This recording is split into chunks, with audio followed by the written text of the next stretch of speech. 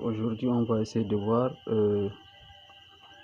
en grand 4 sur les vidéos, sur la vidéo précédente on a vu sur les fonctions ln. En grand A on a vu la généralité, en grand 2 on a vu comment résoudre les équations avec ln, en grand 3 on a vu comment étudier la fonction ln de x, mais cette fois-ci en grand 4 on va essayer de voir étude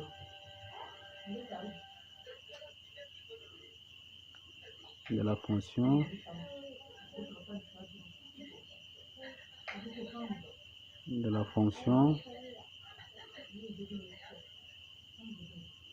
du type ln de u de x, ou bien parfois ces ln de u de x là on va noter, parfois ils sont notés ln rond u de x, c'est la même chose, même notation, ln rond u de x. Alors ce sont des fonctions composées avec ln de x. C'est du genre ln de x au carré plus quelque chose, ln de x sur quelque chose. On va essayer d'étudier ce genre de fonctions là. Alors on va essayer de commencer par leur domaine de définition d'abord.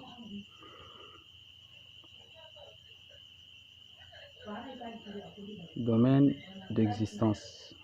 Dans quel cas une fonction ln de u de x existe?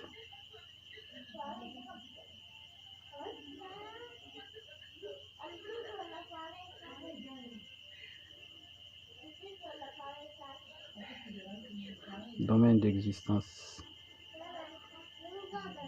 c'est-à-dire domaine de définition des fonctions ln de u de x. Alors, on va dire la fonction ln de u de x, bien on prend soit u de x est une fonction, ou bien tout simplement la fonction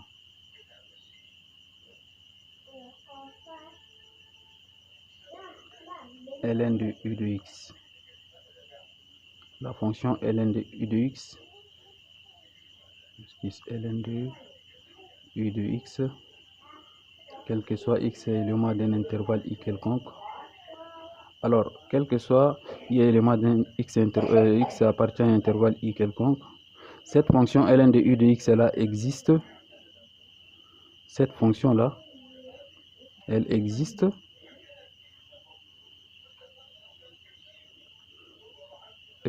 si, et seulement si, le u de x qui est ici là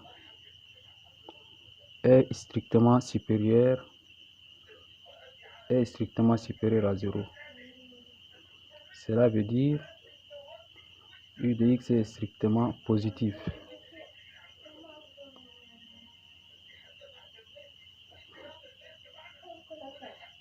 Et ça revient sur le moment où on a fait les équations avec ln. On a dit il faut d'abord donner les domaines d'étude.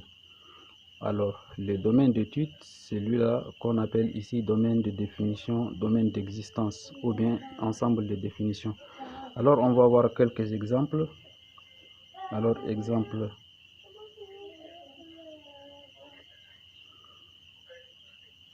Déterminer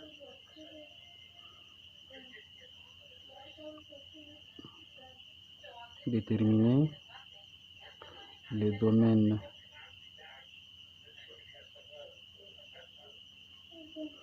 de définition, déterminer les domaines de définition de la fonction f. Dans chacun des cas suivants, petit a, on donne par exemple f de x égale à ln, puis on prend x moins 3 divisé par 2x plus 1. Ça, c'est une fonction composée avec ln de x. C'est une fonction sous la forme ln de u de x. Avec u de x là égal à x moins 3 sur 2x plus 1. Une deuxième fonction, b, f de x égale, on prend ln de x au carré moins 1, le tout sur x. Bon, on prend le tout sur x moins 2 par exemple. C, on va prendre f de x égale ln de valeur absolue. ln de valeur absolue de x moins 4 sur x moins 5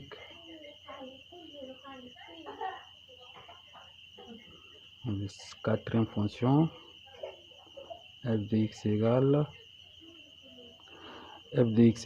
ici on va essayer de prendre x ln de x plus x au carré plus 1. Voilà, on a 4 fonctions à déterminer le domaine de définition. Alors, comment on détermine le domaine de définition de ce genre de fonctions qui sont sous la forme de ln de u de x ou bien ln rond u de x? À commencer par la première fonction, on a dit f de x égale ln de x moins 3, le tout sur 2x plus 1. Alors, cette fonction existe si et seulement si, d'après ici on a dit, la fonction ln de u de x existe si et seulement si le u de x est strictement positif. Alors là, on peut prendre l'expression qui est devant ln, qui est entre parenthèses là, on dira f de x existe si et seulement si on prend u de x, c'est-à-dire toute l'expression qui est entre ln là, x moins 3 sur 2x plus 1 est strictement supérieur à 0. Et comme on a un quotient de deux expressions en fonction de x et x, là on va passer par le tableau de signes pour déterminer l'intervalle où cette expression là est positive et puis l'intervalle où cette expression est négative. Alors si on essaie d'annuler, chercher les zéros de ça, on a x moins 3 égale à 0, le 2x plus 1 différent de 0. Comme ça nous aurons x égale à 3 et puis x différent de moins 1,5. Alors faisons un tableau de signes.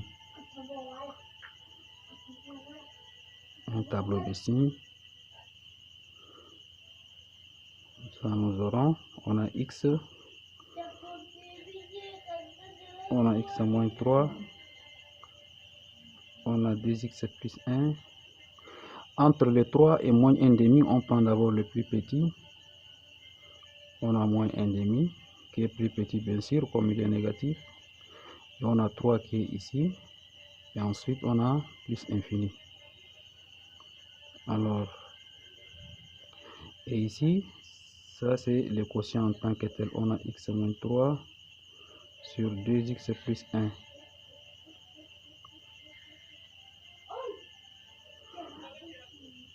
Alors, x est différent de moins 1,5. Au dénominateur, on a le bas. Voilà. Maintenant, x moins 3, il s'annule. X moins 3 s'annule en 3 ici. On a moins et plus. 2x plus 1 s'annule là. On a moins, plus. Nous aurons plus, moins et plus. Alors on a deux intervalles qui sont positifs ici. Et comme notre inéquation était strictement supérieure à 0, on va prendre les deux intervalles qui sont positifs. Et les bornes du premier intervalle positif, c'est moins infini à moins 1,5. Le deuxième intervalle positif, c'est de 3 à plus infini. Donc, on va dire 2 de f là, il est égal à l'intervalle de moins infini à moins 1,5. Moins infini à moins 1,5. Ouvert, union de 3 à plus infini. Voilà, ça c'est le domaine de définition de la fonction f de x qui est égale à x moins 3 sur 2x plus 1.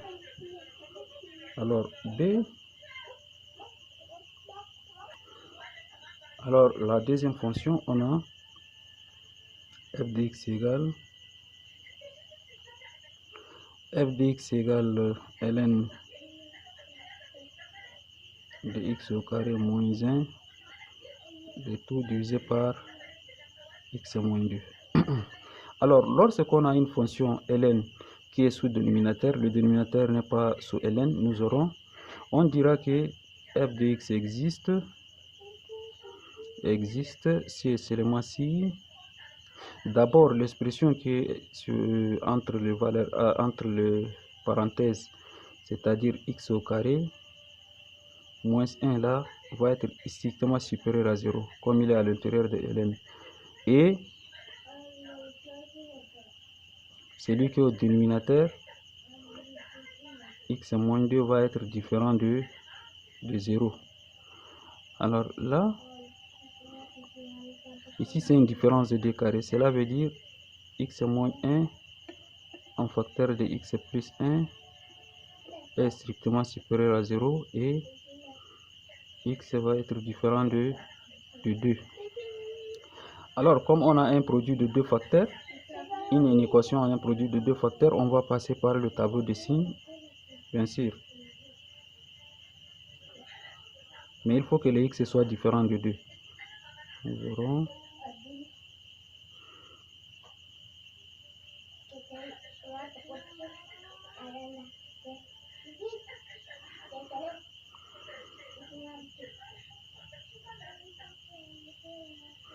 aurons moins infini. Alors, celui-là, il s'annule à 1, celui-là, moins 1. Nous aurons d'abord le plus petit, on a moins 1. On a 1. Et on a différent de 2. 2 plus infini. On a x ici. X moins 1. X plus 1. Et ici, on a x moins 1 en facteur de x plus 1. Alors, x moins 1 s'annule à 1 ici. Nous aurons à gauche moins, à droite on a plus. Ah, 2 c'est avec 2 barres comme il est différent. Alors, ici x moins 1, x plus 1 s'annule à moins 1. Nous aurons moins à gauche, plus. Alors, en faisant les produits, nous aurons plus, moins, plus et plus là.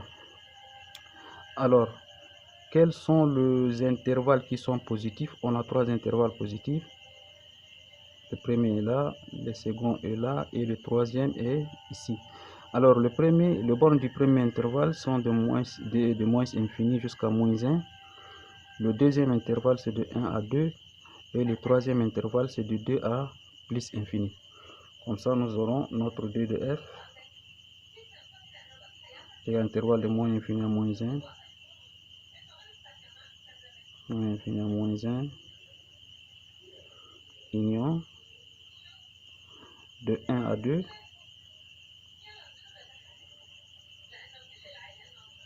Union, cette fois-ci, de 2 à plus infini. De 2 à plus infini. Voilà, c'est ça les domaines de définition de notre fonction ln de x au carré moins 1 sur x moins 2.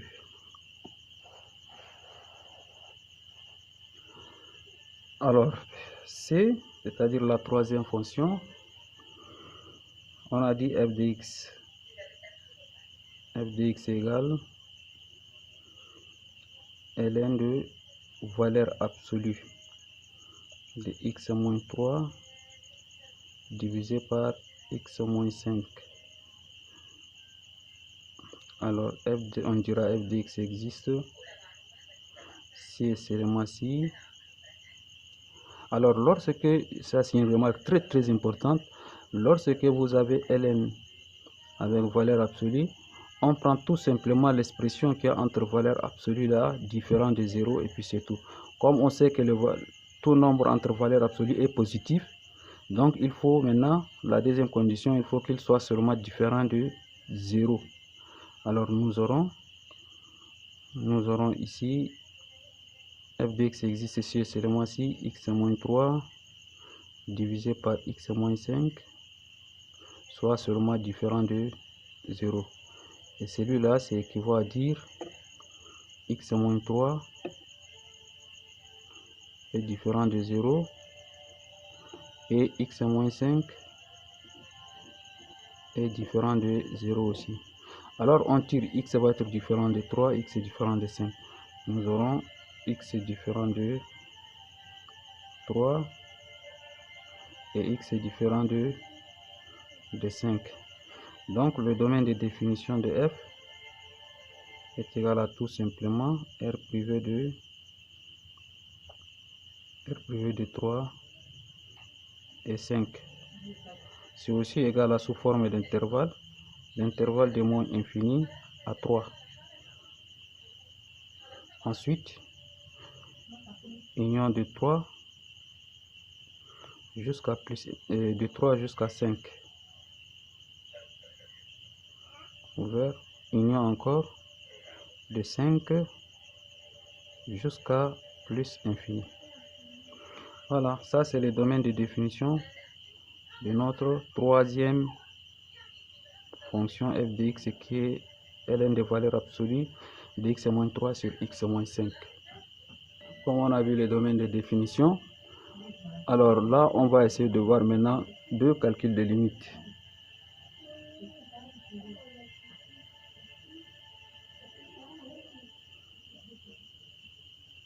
De limite ln de u de x. Mais là d'abord on va essayer de voir les limites de référence. Les limites de référence sont des limites qui sont déjà démontrées et que lors d'un problème on applique directement la réponse. Alors on va voir quelques limites de référence ici. Propriété.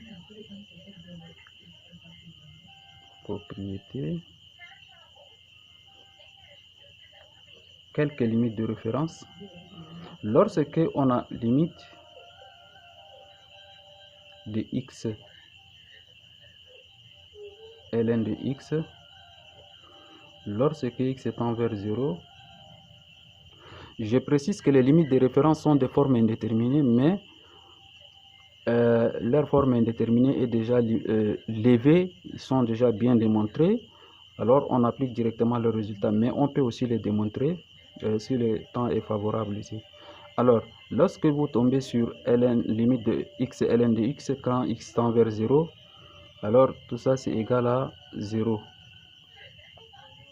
Et même sous la forme la plus générale, lorsque vous avez limite de x exposant n fois ln de x quand il tend vers 0, c'est-à-dire le x ici a une puissance, n c'est toujours égal à 0. Ça c'est si n est le moins de grand n. Alors, lorsque vous avez limite de ln de x divisé par x, maintenant cette fois-ci quand il tend vers plus infini, alors ça c'est égal à 0. Et si la forme est un peu plus générale, lorsqu'on a limite de ln de x sur x exposant n, quand x tend vers plus infini, c'est toujours égal à 0. Ça c'est pour tout n élément de grand N. Alors, ensuite, lorsqu'on a limite de x plus 1,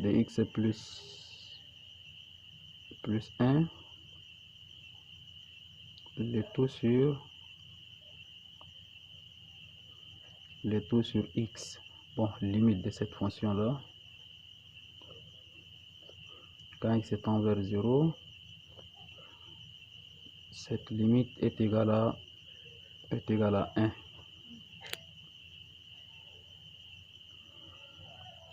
Alors,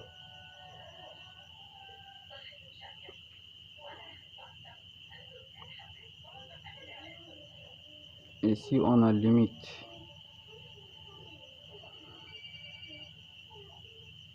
ln de x sur x moins 1 lorsque x tend vers 1, c'est aussi égal à 1. Alors, essayons de démontrer les deux dernières limites là. Si on essaye de démontrer cela, la preuve, c'est-à-dire la démonstration, démontrons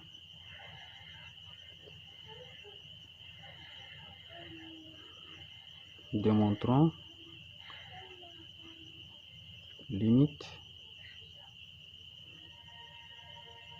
ln de x plus 1 sur x lorsque x tend vers 0. Ça là, on va poser la fonction soit f de x égale, on va prendre une fonction qui est égale à ln de x plus 1. Alors la dérivée de cette fonction là, f' de x, c'est égal à 1 sur x plus 1, parce que la dérivée de x plus 1 c'est 1 plus 1. Alors là nous dirons formule de la dérivabilité en 0 de f de x moins f de 1 sur x moins 1, c'est égal au nombre dérivé de 0, c'est-à-dire f' de 0. Alors la limite quand x tend vers 0, f de x on a dit c'est ln de x plus 1 moins, ici c'est la première c'était x moins 0, hein, f de 0. Or f de 0, lorsqu'on remplace les x par 0, il reste ln de 1. ln de 1 c'est aussi 0, divisé par x moins 0 c'est x. Ça c'est égal au nombre f' de 0. Or ça c'est égal à quoi? Ça c'est égal à la limite de ln de x plus 1 divisé par x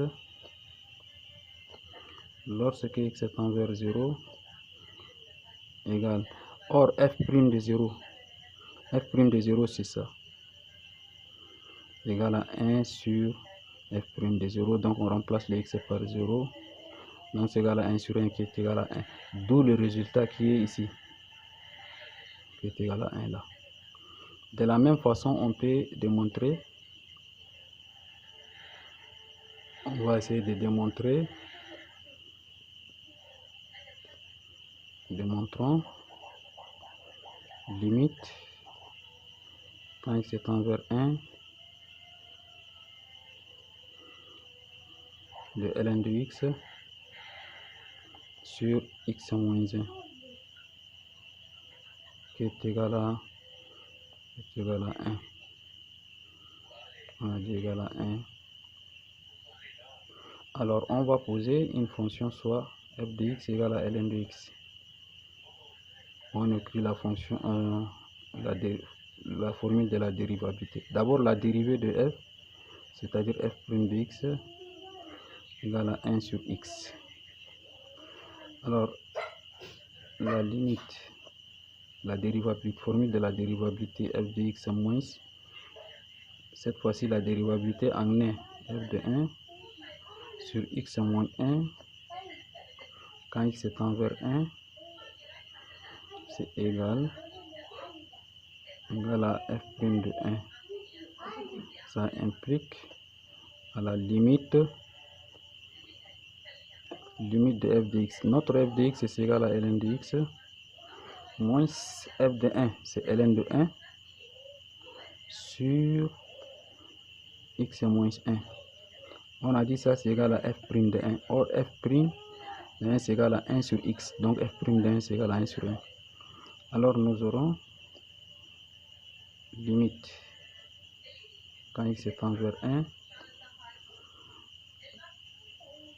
ln de x moins ln de 1, ln de 1 c'est 0, il nous reste seulement au numérateur ln de x sur x moins 1 égal à 1 sur 1, donc égal à 1.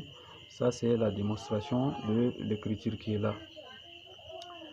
Alors là nous aurons ça se démontre de la même façon cette égalité aussi, et à travers cette égalité on peut démontrer aussi les autres. Alors ça sont les limites de référence. Alors après les limites, on va essayer de voir la dérivée de fonction ln de u de x3, dérivée de la fonction sous la forme ln de u de x.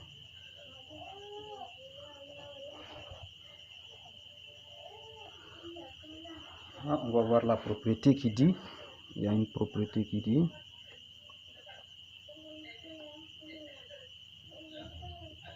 propriété, alors soit u de x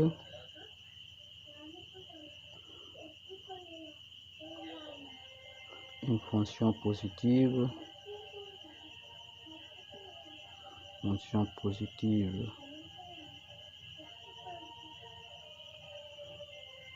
sur un intervalle i, c'est-à-dire elle est définie sur i. Alors si u de x est dérivable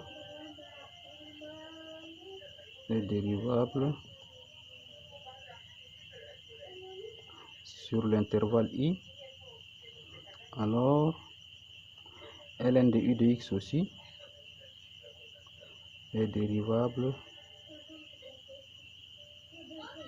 ln de u de x aussi est dérivable sur l'intervalle i, et sa dérivée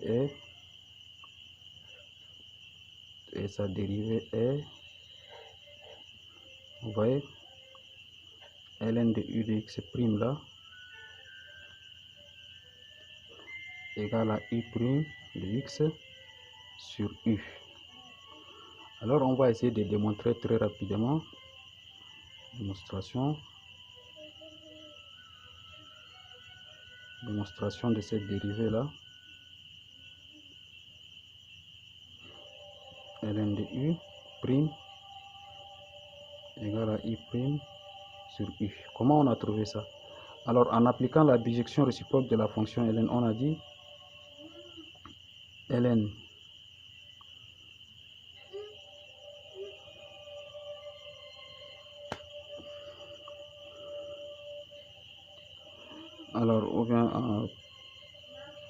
alors on peut démontrer cette égalité en appliquant la dérivée de, on va poser ln de u de x là comme étant égal à, on a ln comme on a dit au départ rond x. Cela veut dire on va utiliser la dérivée de f rond g de x. Voilà. Alors f rond g de x, si on la dérive,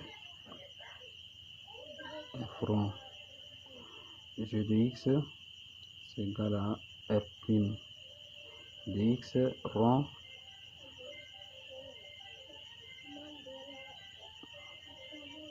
alors on va poser f rond g, le tout prime là c'est égal à f prime de g de x fois g prime de x avec f là c'est ln de x, donc c'est égal à ln de x,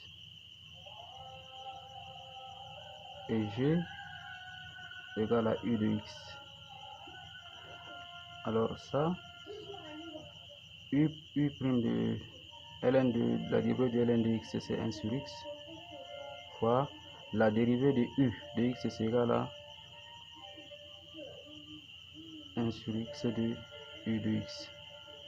voilà, fois la dérivée de g', c'est i'. Ça, c'est égal.